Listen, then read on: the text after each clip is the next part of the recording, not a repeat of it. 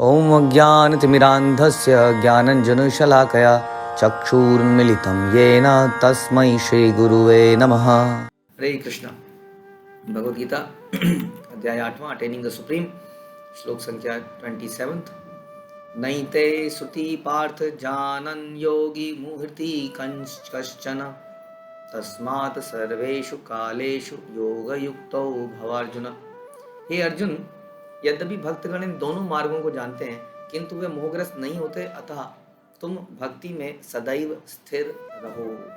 तो इसके पिछले श्लोक में हमने सुना था, भगवान ने बताया कि दो मार्ग हैं संसार से प्रयाण करने के, जाने के, प्रकाश का मार्ग और अंधकार का मार्ग।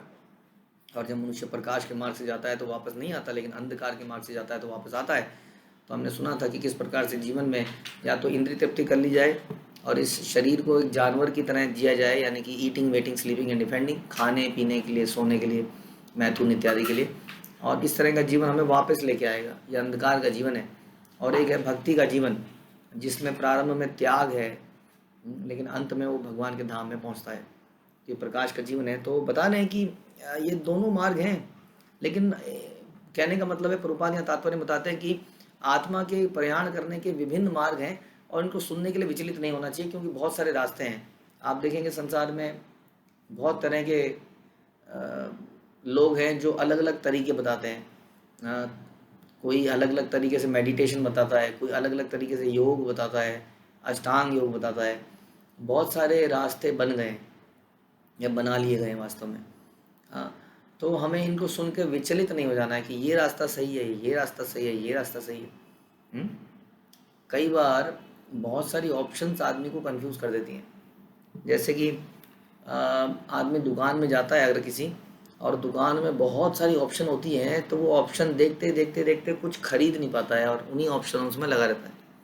कई बार देखते होंगे आप कि हम दुकान में जाते हैं, सारा का सारा कपड़ा जो उसने शेल्फ लगाया तो नीचे आपके सामने आ जाता है, लेकिन आप कुछ ले नहीं पाते हो क्योंकि आप डिसीजन नहीं ले पाते हो। आपको लगता है इससे अच्छा मिल गया तो अगली दुकान भी तो है, तो आप अगली दुकान में जाते हैं। फिर अगली दुकान में थोड़ी देर में उस सड़क की सारी दुकानों का सामान बाहर होता है और सारे दुकानदार गाली दे रहे होते हैं मन ही मन में, और आप चुपचाप कह के आ जाते हैं पसंद नहीं आया। वो कहते हैं क्या पसंद आएगा तुम्हें, कुछ नहीं पसंद आएगा तुम्हें। ऐसे कई बार ऐसा हो जाता है। तो बहुत सारी ऑप्शन जो हमारे सामने होती हैं, तो हम डिसाइड नहीं कर पाते what is right and what is wrong.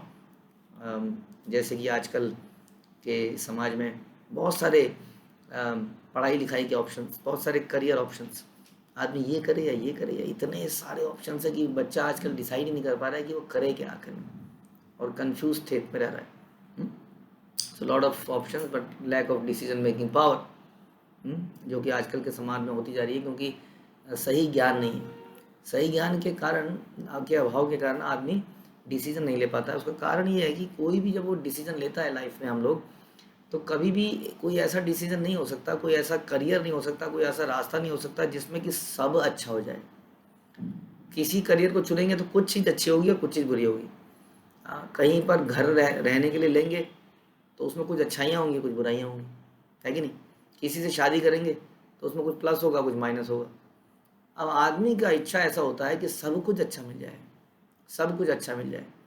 हाँ, लड़के की जॉब भी अच्छी हो, लड़के की हाइट अच्छी हो, लड़के का पेट नहीं निकला होना चाहिए, लड़के के घर में ज़्यादा मेंबर नहीं होने चाहिए, माता पिता का अकेला लड़का हो तो बहुत अच्छा है, लड़के का अपना घर होना चाहिए, किराए पे या लोन पे ना हो तो अच्छा है। लड़के की जॉब जो है आउट स्टेशन नहीं होनी चाहिए, लड़का मतलब मायके के 10-15 किलोमीटर में हो तो ठीक है जी। हाँ, कहीं बाहर का नहीं होना चाहिए। लड़के की ट्रैवलिंग जॉब नहीं होनी चाहिए, लड़के के बाल गंजा नहीं होना चाहिए, लड़के के दांत पूरे होने चाहिए, दांत टेढ़े मेढ़े, मतलब लड़के का वजन ठीक होना चाहिए, मतलब कितना। और उसके बाद में ये तो हो गया, ये उसके लड़के का चरित्र बहुत अच्छा होना चाहिए, लड़का शराब नशा सबसे दूर होना चाहिए। हाँ, अब इतनी डिमांड्स पूरी हो सकती हैं। उसी तरह से आप लड़कियों के लिए बना लीजिए, सेम उसको उल्टा कर लें तो उसी तरह की लड़की होनी चाहिए, केवल सीधा आसमान से टपकी हुई एक अप्सरा होनी चाहिए। जैसे कई बार हम बोलते हैं कि छछूंदर के सर पे चमेली का तेल। हम कई बार अपने आप को देखते नहीं कि हम क्या हैं, और हम एक्सपेक्ट करते हैं कि हमें बेस्ट मिलना चाहिए। तो ये जो प्रॉब्लम है, इसकी वजह से हम डिसीजन नहीं ले पाते, क्योंकि हर डिसीजन में कुछ मिलेगा और कुछ नहीं मिलेगा।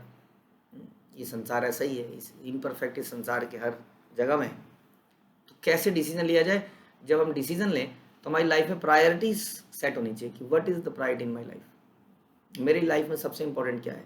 जब मैं कोई डिसीजन ले रहा हूँ तो मेरे इंपॉर्टेंट आस्पेक्ट्स मीट आउट हो रहे हैं कि नहीं, और कुछ है ना, कुछ कहते हैं ना लाइफ में, कुछ ये मेरी लाइफ के ज़रूरी चीज़ें हैं और कुछ चीज़ें कहते हैं नाइस टू हैव, अच्छा होगा अगर हो जाएंगी तो, नहीं तो नहीं होगी। तो उन ज़रूरी चीज़ों पे फोकस हम करेंगे तो सही डिसीजन ले पाएंगे। अक्सर इनडिसिसिवनेस का यही कारण होता है कि हम वो एक भी चीज़ को छोड़ना नहीं चाहते हैं। हम चाहते हैं कोई ऐसा कॉम्बिनेशन मिल जाए जिसमें सारा का सारा मिल जाए, और ऐसा होता नहीं है। इसके कारण में हम बहुत डिसीजन मेकिंग बहुत डिले कर लेते हैं कई बार। इसी तरह से आदमी गुरु की खोज करता है, मतलब क्या नहीं करता है वो। अब गुरु में भी लोग सोचते हैं कि गुरु, अक्सर लोगों के आजकल का फैशन हो गया कि जो कथाकार हैं यदि उनके घुंघराले बाल हैं, लंबा कद है, साक्षात कृष्ण नहीं लगते हैं बैठे हुए, तो वो लगता है हाँ यही गुरु हैं। तो उसमें भी आदमी कई चीज़ें देखने लगा है। तो हमें क्लियर होना चाहिए कि इस चीज़ से मुझे क्या मुख्य चीज़ लेनी है और क्या सेकेंडरी चीज़। जैसे फॉर एग्जांपल आप कॉलेज में जा रहे हैं तो आपका डिसीजन मेकिंग पॉइंट ये नहीं हो सकता है कि कॉलेज में एसी है कि नहीं है। हाँ, कॉलेज में फैकल्टी कैसी है, कुछ कुछ चीज़ें हो सकती हैं कि इस कॉलेज में मैं जा किस ले रहा हूँ, मैंने क्या एजुकेशन ली है, क्या वो एजुकेशन इसमें अच्छी मिलती है। फॉर एग्जांपल अगर अच्छी मिलती है तो हो सकता है कि वहाँ की फैसिलिटीज़ बेस्ट ना हो, किसी जगह पे फैसिलिटीज़ बेस्ट हैं लेकिन वहाँ की पढ़ाई अच्छी नहीं। अब आपको देखना है कि आपका मेन पर्पज़ क्या है। उसी तरह से अब आइए अपने जीवन के ऊपर, हमारे जीवन का मुख्य उद्देश्य क्या है। हम कई बार डिसीजन लेते हैं भक्तिमय जीवन के लिए कि क्या मैं ये नौकरी करूं या नौकरी ना करूं, तो अगेन हम कंफ्यूज हो जाते हैं कि मुझे क्या करना चाहिए। इसमें सैलरी तो ज़्यादा मिल रही है लेकिन आउट स्टेशन मिल रहा है, इसमें वर्किंग आवर्स बेटर नहीं है, कुछ कुछ हम सोचते रहते हैं और कोई डिसाइड नहीं कर पाते। तो यहाँ पर आता है कि मनुष्य होने के नाते हमारी जीवन में सबसे बड़ी प्रायोरिटी क्या होनी चाहिए और क्या चीज़ें प्राइमरी हैं और क्या चीज़ें सेकेंडरी हैं। यदि ऐसा सोचेंगे तो हम कभी कंफ्यूज नहीं होंगे। तो हमारी लाइफ में क्या प्राइमरी होना चाहिए। हम बोलते हैं कि भजो रे मन श्री नंदन नंदन अभय चरणारविंद रे दुर्लभ मानव जन्म सत्संगे तरह ये भव सिंधुरे। तो हम ये सुनते हैं अक्सर, आप सभी ने सुना होगा, दुर्लभ मानव जीवन, दुर्लभ मानव जीवन। अब इतनी बार इसको हर जगह बोला गया है, इवन भक्ति योगी नहीं बाकी योगी भी इसी बात को बोलते हैं कि मानव जीवन दुर्लभ है। तो क्यों दुर्लभ है, वास्तविकता में इसमें क्या ऐसा है। इसलिए मानव जीवन को समझते हुए हमारी प्राइमरी रिक्वायरमेंट क्या है कि इसलिए ये मानव जीवन मिला है, करना क्या है। तो हमें क्या करना है, हमें मृत्यु के बाद भगवान के धाम में जाना है, जो भगवान ने बोला। भगवान के धाम में जाकर वापस नहीं आना है। प्रकाश का मार्ग जहाँ जाता है तो वापस नहीं आता है, हमें ऐसा रास्ता चुनना है। ये हमारा मुख्य पर्पज़ हो गया। अब सेकेंडरी पर्पज़ क्या हो गए, सेकेंडरी पर्पज़ हो गए चलो ठीक है जी, अब जब रह ही रहे हैं तो ठीक है, कुछ ऐसा घर मिल जाए, कुछ ऐसा वो हो जाए, लेकिन प्राइमरी पर्पज़ दूर सवाल हो रहा है कि नहीं। फॉर एग्जाम्पल आपको एक बहुत ही बढ़िया घर मिल रहा है समुद्र के किनारे, संसार की बेस्ट जगह में, लेकिन वहाँ भक्तों का संग नहीं है। अब आपको सोचना होगा कि आपके जीवन का प्राइमरी उद्देश्य क्या है, क्या वो मीट आउट हो रहा है। वो मीट आउट नहीं हो रहा है तो चाहे कितना भी बढ़िया कुछ में कुछ चीज़ मिल रही हो, क्योंकि वो जो बाकी चीज़ें मिल रही हैं वो मेरे लिए सेकेंडरी है। ये डिसीजन लेना बड़ा मुश्किल होता है क्योंकि हमारी अटैचमेंट हमें लेने नहीं देती है। हम किसी चीज़ से इतने अटैच हो जाते हैं कि हम वो सही डिसीजन नहीं ले पाते हैं। इसलिए हमें गुरु और ज्ञान की, शास्त्रों की आवश्यकता होती है जो कि हमें उस डिसीजन को लेने के लिए मदद देते हैं, मदद करते हैं, हमारे साथ में खड़े होते हैं, बोलते हैं बेटा तेरा डिसीजन बिल्कुल सही है, ये डिसीजन लेना है। और वो लेते हुए आदमी घबराता हुआ गुरु की आज्ञा पर ले लेता है और बाद में उससे प्रसन्नता होती है। तो इसी प्रकार से जीवन में हर डिसीजन लेना है। क्या इस डिसीजन से कहते हैं ना, अनुकूलन संकल्पम प्रतिकूल से वर्जनम, अनुकूल से संकल्पम प्रतिकूल से वर्जनम, यानी कि accepting what is favourable to devotion and rejecting which is not favourable. तो एक्सेप्टिंग फेवरेबल जो भक्ति को बढ़ाने वाले कार्य हैं, डिसीजन है, उनको हम लेते हैं, बाकी डिसीजन को हम त्याग देते हैं, क्योंकि हमारे जीवन का मुख्य उद्देश्य यही है। पायलट बनना, सोल्जर बनना, जैसे हम बचपन में बोलते थे ना कि मैं पायलट बनूंगा, मैं सोल्जर बनूंगा, मैं डीएम बनूंगा, मैं ये बनूंगा, वगैरह वगैरह वगैरह। ये सेकेंडरी उद्देश्य हो सकते हैं, प्राइमरी उद्देश्य कभी नहीं हो सकते, क्योंकि इन उद्देश्यों को प्राप्त करने के बाद भी व्यक्ति प्रसन्न नहीं है। हाँ, क्योंकि व्यक्ति का जो नेचर है वो भगवान का नित्य दास है और उनके धाम में ही प्रसन्न हो सकता है। जैसे मछली पानी में ही प्रसन्न हो सकती है, चाहे उसको कितना भी प्रलोभन दिया जाए पानी के बाहर। तो ये समझने की बात है। आजकल की इस variety, full of variety world के अंदर हम कैसे सही डिसीजन ले पाएँ, हाँ, उसके लिए हमें अपनी लाइफ की प्रायोरिटी सेट करनी पड़ेंगी। उसके लिए हमें गुरु और शास्त्र को अपनाना पड़ेगा जो हमें बता सकें जीवन का मुख्य उद्देश्य क्या है। और फिर आप देखेंगे आप डिसीजन बड़ी जल्दी ले लेंगे, फटाफट फटाफट, क्योंकि यू आर वेरी क्लियर कि मुझे करना क्या है।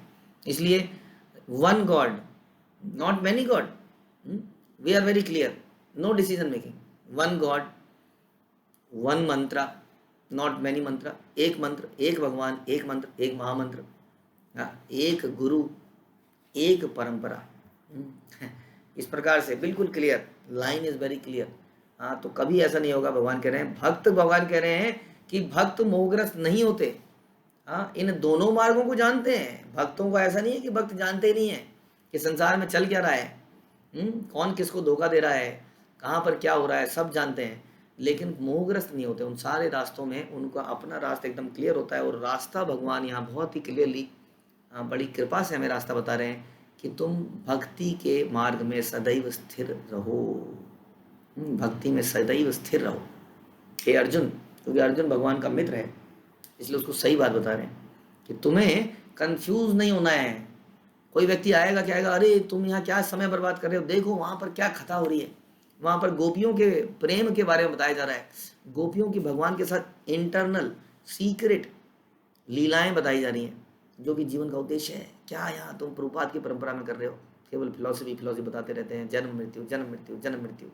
तो हम कहें हाँ यार बात तो बढ़िया कर रहा है। हाँ, कोई क्या कर, राधा कुंड जाओ, राधा कुंड जीवन का, पूरे संसार का केंद्र है, राधा रानी का सबसे प्रिय जगह है, राधा कुंड में रहना है, वहीं पर भजन करना है। तुम्हारे आचार्यों ने भी वही भजन किया, रघुनाथ दास गोस्वामी की समाधि भी वहीं पर है। क्या कर रहे हो तुम यहाँ पर, छोड़ो इन आचार्यों को, ये तो तुम्हें जाने नहीं देंगे कहीं पर भी। इस तरह की कई बार बातें होती हैं और हम विचलित हो जाते हैं अलग अलग मार्गों में। ध्यान रखिए, मार्ग एक ही है। आप इस गुरु को सेलेक्ट करने के लिए भी पूरा जीवन नहीं बिता सकते। हाँ, पूरा जीवन बीत गया, गुरु ही सेलेक्ट नहीं कर पाया। हमें देखना है कि परंपरा कौन सी वैलिड है। 4 ही परंपराएं हैं, श्री संप्रदाय, रुद्र संप्रदाय, कुमार संप्रदाय और ब्रह्म संप्रदाय। इन संप्रदाय में कौन कौन से लोग हैं जो प्रचार कर रहे हैं, उसमें देखिए। और फिर उस परंपरा में जो व्यक्ति वैलिड है, यानी कि अपने गुरु परंपरा में सेवा कर रहा है, उसको अपना लीजिए। आप देखेंगे उसको आपको फायदा ही होगा। सारे के सारे गुरु जो हैं, हम ऐसा सुनते हैं कि बलराम जी की एक्सटेंशन ही तो है। बलराम जी, नित्यानंद प्रभु अपनी कृपा उनको देते हैं। यदि आप उनको पकड़ लेंगे तो आपको कृपा अवश्य मिलेगी, यदि आप शुद्धता से चलेंगे।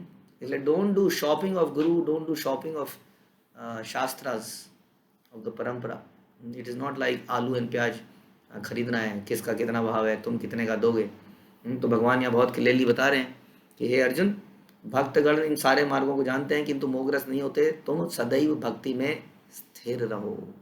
तो हमारे गुरु परंपरा ने जो हमें रास्ता बताया है, जो नियम यम और नियम बताए, डूज एंड डोंट्स बताए, हम उनके प्रति आसक्त रहे, अपने वचनों के प्रति दृढ़ रहें और आगे बढ़ें, हमें अवश्य ही सफलता मिलेगी। हरे कृष्ण। श्रील प्रभुपाद की जय, भगवद गीता की जय।